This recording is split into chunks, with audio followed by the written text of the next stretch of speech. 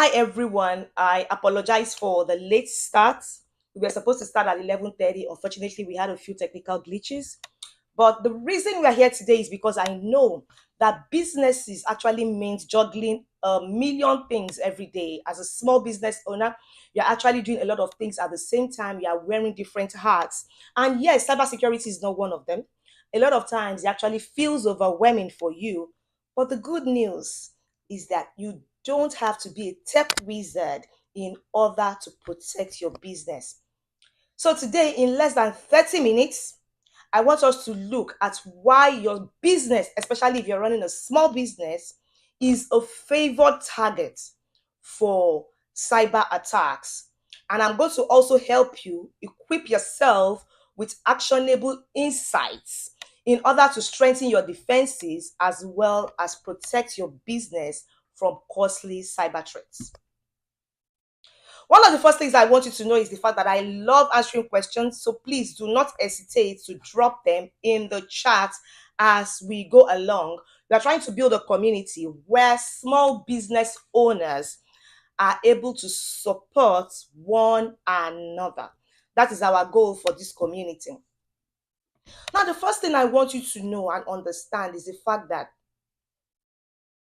as a small business owner, attackers will target your small or medium business, not necessarily because you're careless. No, that's not the reason. It's because you are regarded as what is called a low hanging fruit for them. What that means is because they believe that you have fewer defenses compared to a larger organization and you are easier to penetrate. At the same time, I need you to understand that nearly half of all the cyber attacks that have happened in this year, even as at last year 2024, as well as this year 2025, targeted small as well as medium-sized businesses. When I started consulting for SMBs, I'm going to use the word SMBs, small and medium businesses.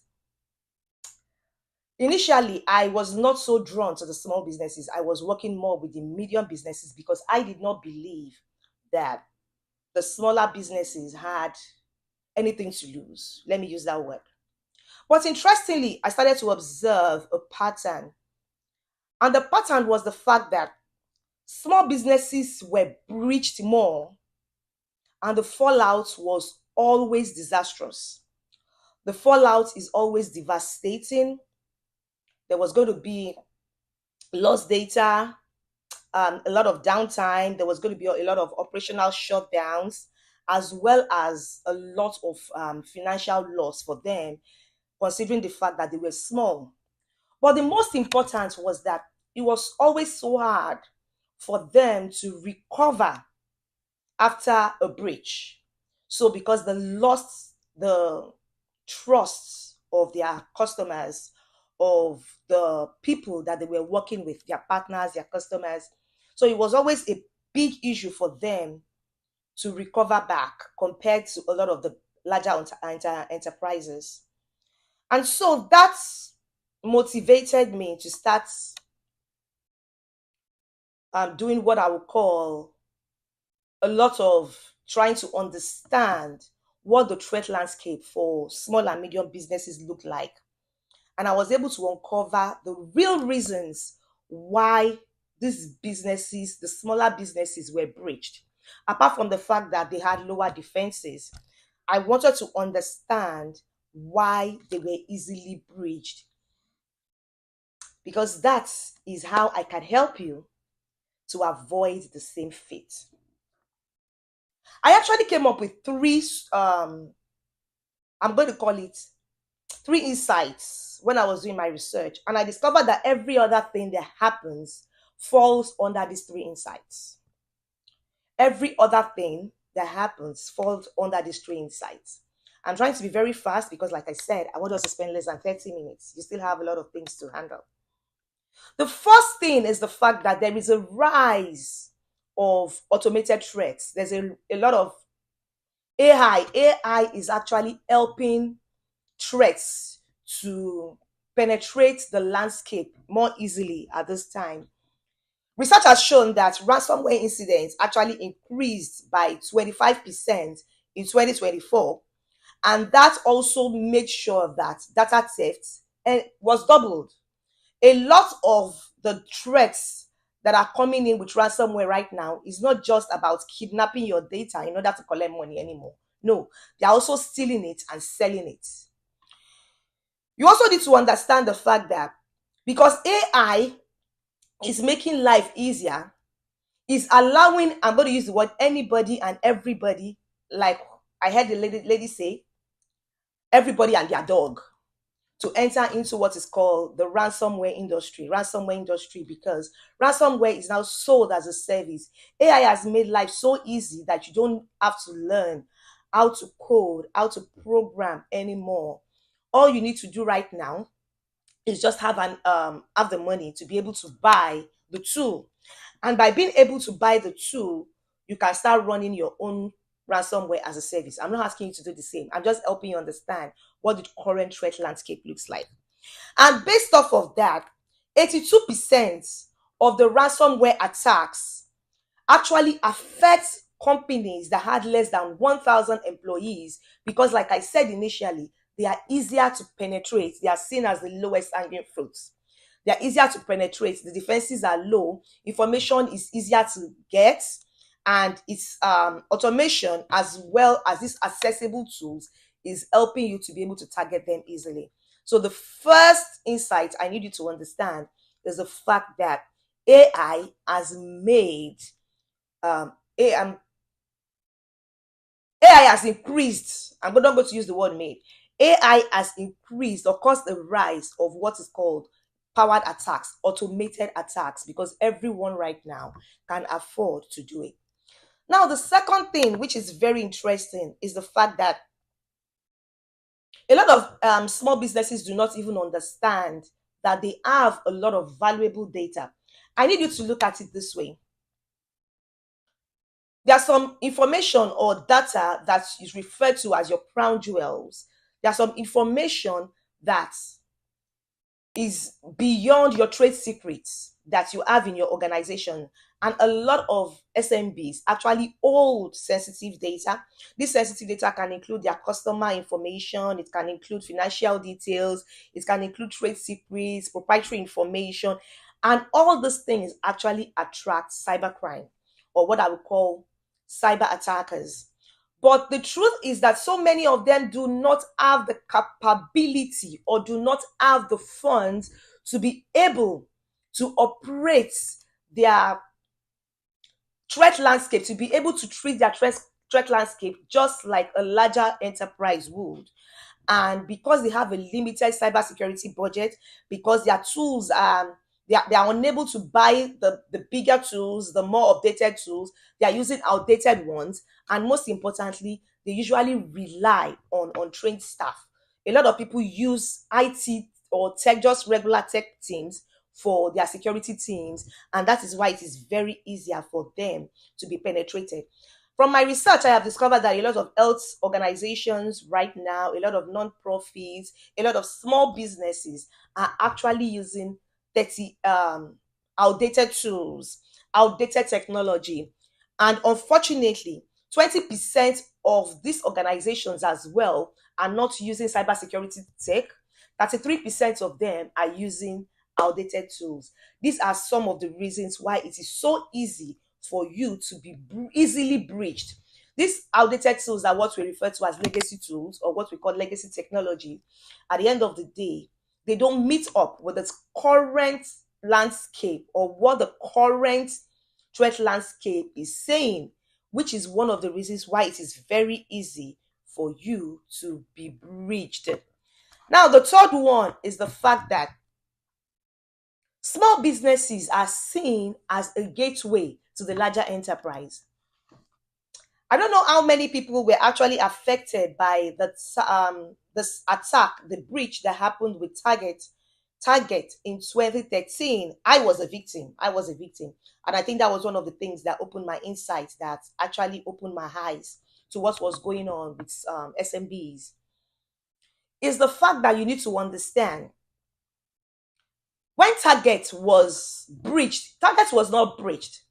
It was one of their HVAC vendors that was actually breached, and that was how they were able to gain access to Target. At the same time, if you look at the SolarWinds attack that happened in 2020, that was a big one. 2019, 2020, just before the pandemic and during the pandemic. The main issue,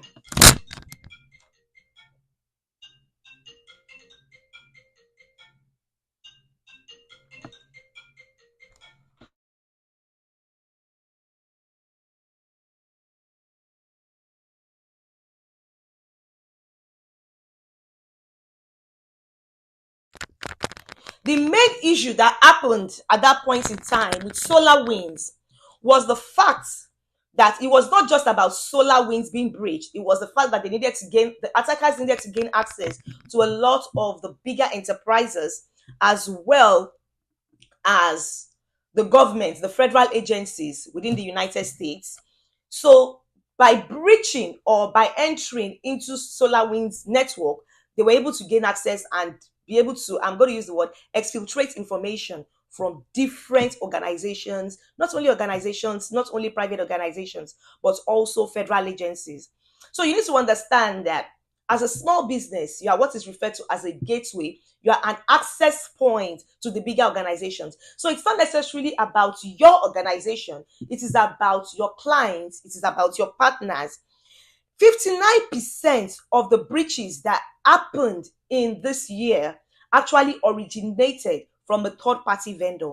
That's one of the reasons why we emphasize that if you are going to be partnering with anyone, if you are going to be working with a client, if you are going to be partnering with any organization, it's very important that you also access that organization so that you know what their vices are. I'm going to use the word vices. You know what their lapses are. That way you can block them from your own end, or also determine if you actually want to work with them.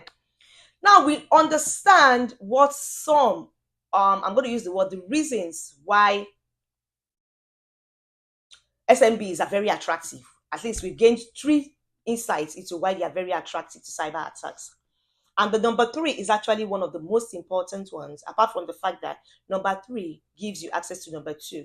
Number 3 is because you are a gateway to the larger enterprises. Number 2 is the fact that you have valuable data that they need to gain access to. Unfortunately, they are unable to gain access immediately except they actually breach your organization. So I'm going to give you some immediate steps that I'm going to advise that you take this week. It's very important that you take these steps immediately as a small business.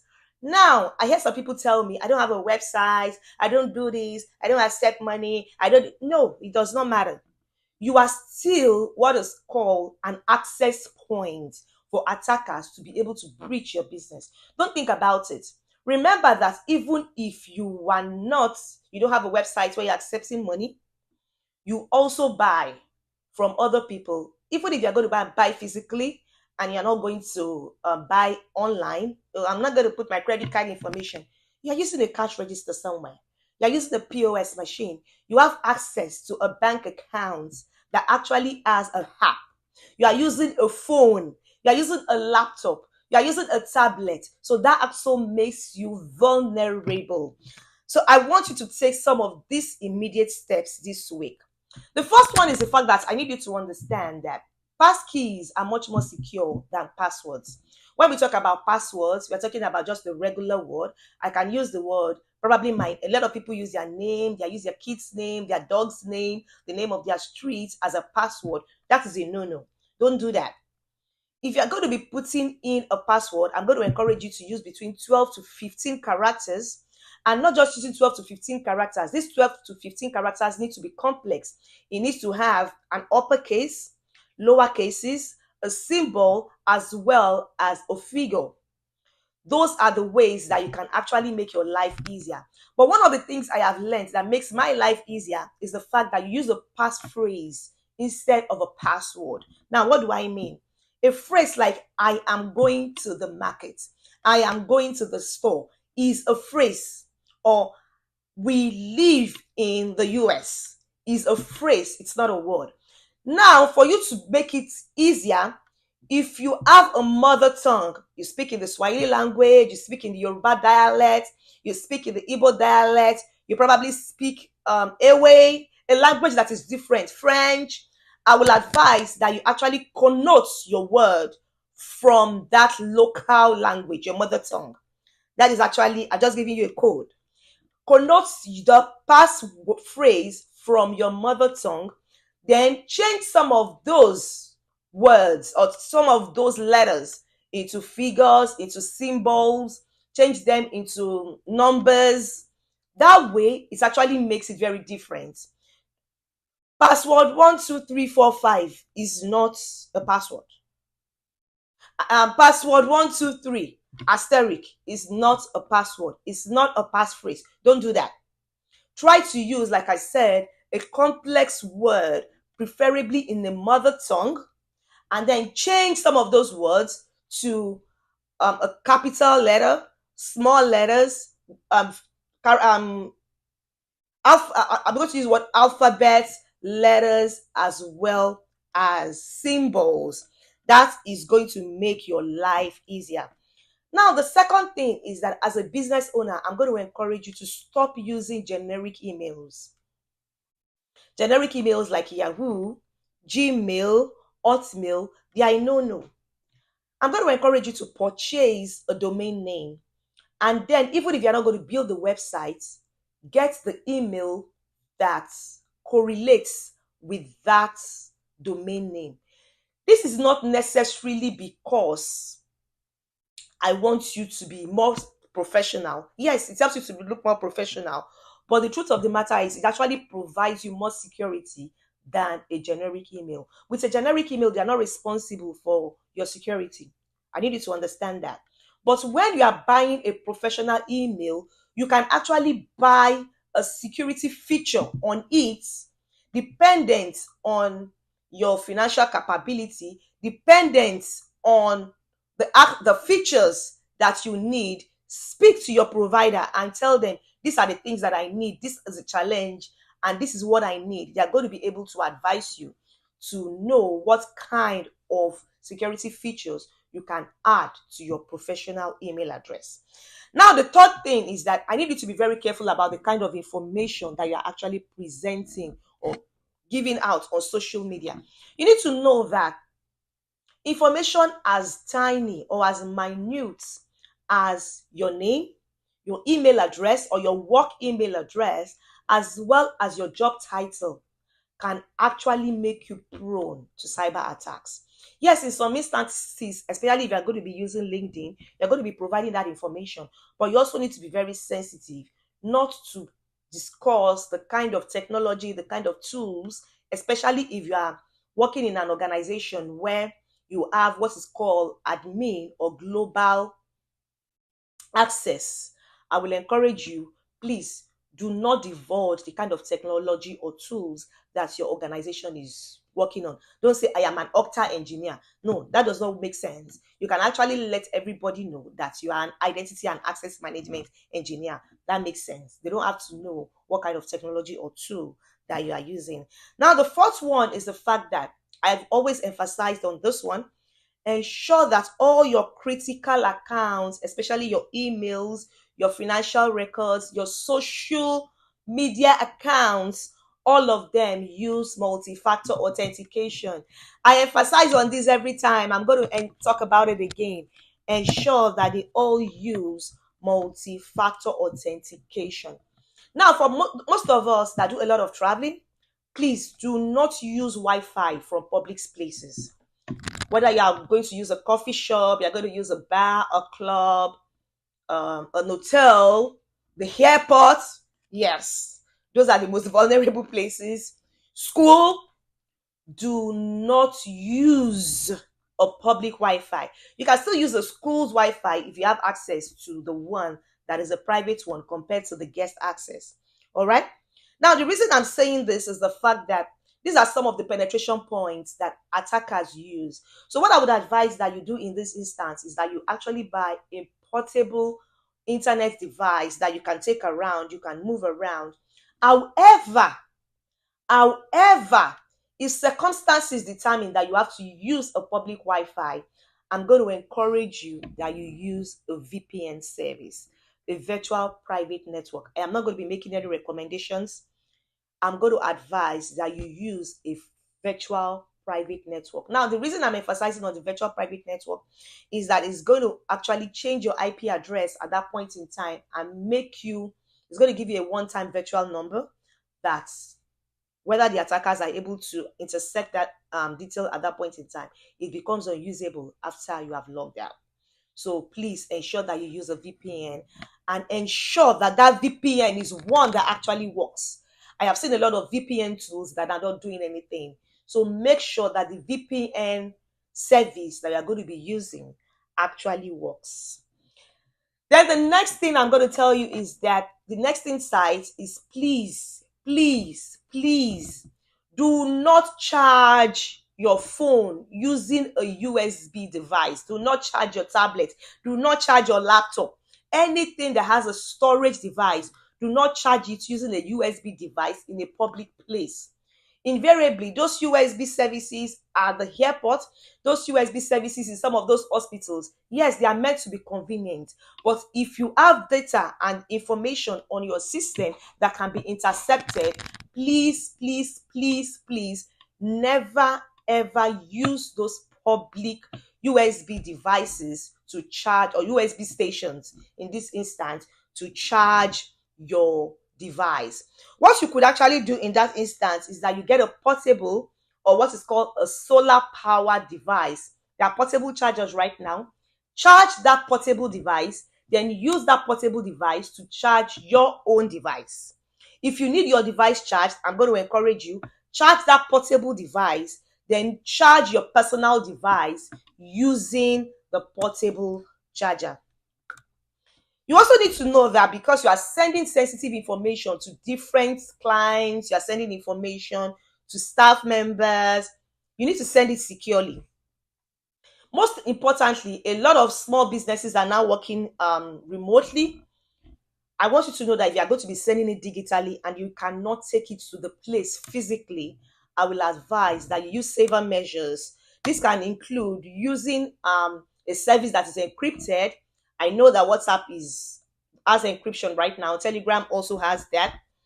And at the same time, use SFTP protocols on your emails, on anything that you have to send right now, especially when it's going to be on your organizational laptop. Then most importantly, if you are going to be patronizing a cloud service provider, I will encourage that you go with a cloud service provider that actually offers end-to-end encryption as well as strong access controls. So if you're going to be going with that provider, ask them, do you have end-to-end encryption as well as strong access controls? Like I said, I will not be making any recommendations. Most small businesses at the same time, I have discovered, like I said, most of us are working remotely at this time. So we do have people that are working for us outside of our states, outside of our country. A lot of people are working remotely right now. A lot of us are using virtual assistants. People are working from different locations, from different countries. So I will advise that if you have anyone who is going to be working for you, it's very important that you do not allow anyone to use their own personal devices. Don't allow, if they're going to be using their phones, their tablets, their laptops for your company, for your organization, you need to invest in these devices. Buy phones, buy iPads, buy or any tablet that actually works for your organization, and buy laptops. Yes, I would recommend that you buy laptops and send to them. It's not just about buying the laptop. I don't want you to put an antivirus solution on it. The features, the security features that you put on your laptop, on your devices, they need to be layered.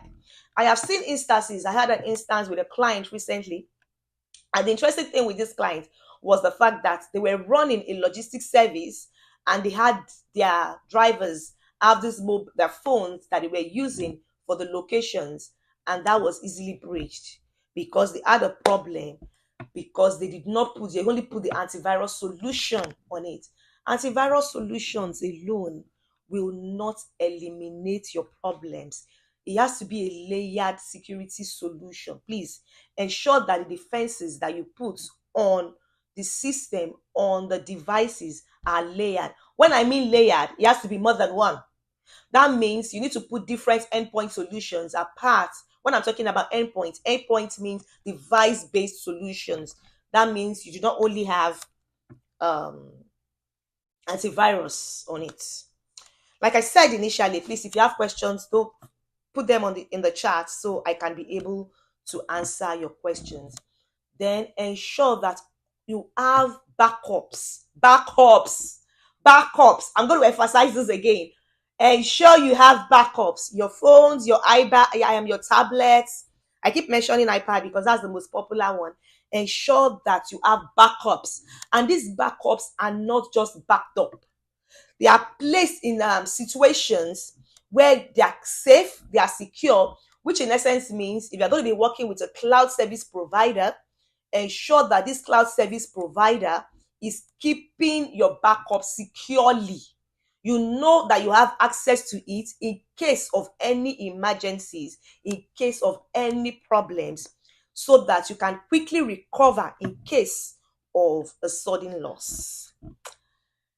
Now, this is the most important. You see, all the insights I have just given to you right now, they are things I need you to do this week. Yeah, there are things I need you to implement today, starting from right now. If you can work on them today, I will advise that you do them today. Then most importantly, you need to start training your staff members. Work on training your staff members. They need to be cyber aware. They need to be cyber secure. They need to know what can penetrate or cause a problem for your organization. But the most important of all the insights I'm going to give to you today is the fact that I need you to work with a professional. Now, do not look at your financial capability right now. That's one of the major, I'm going to use the word major questions I do get is, oh, we are small. We don't really have that financial capability. No, you're not a large enterprise. But I will advise that you look for a cybersecurity professional that works with what is called security evolution. Now, the reason is because the people that work with security evolution will help you to take your cybersecurity strategy from wherever you are currently to where you need to be. They are going to take your cybersecurity strategy to from wherever you are right now to wherever you need to be. What that means is they're going to move you from a reactive state where you're going to be, oh, I have a problem, then you start running around, to a place where you are secure initially and be able to face whatever might come the way of your organization. So that is why I am asking you to work with a vendor that actually offers the cyber security, like I said, security evolution. I don't have any questions right now, but I have just answered one, which is actually talking about costs. No, cost is not an implication. You can actually start from wherever you are and start building it. I need you to understand that cybersecurity is not a destination, it is a journey. It is one that you can actually move to in tranches. I want you to know that even the smallest changes, like enabling multi-factor authentication, can drastically reduce your risk. You need to understand. So I want you to take the time out this week to implement some of the tips that I have recommended to you. Your partners, your customers need to trust you because they want your organization to be safe and they want to feel safe with you. I'm trying to see if we have any questions right now. I told you we're going to spend less than 30 minutes, but we've already spent 30 minutes. So we can actually round this up. I'm trying to see if we have any questions.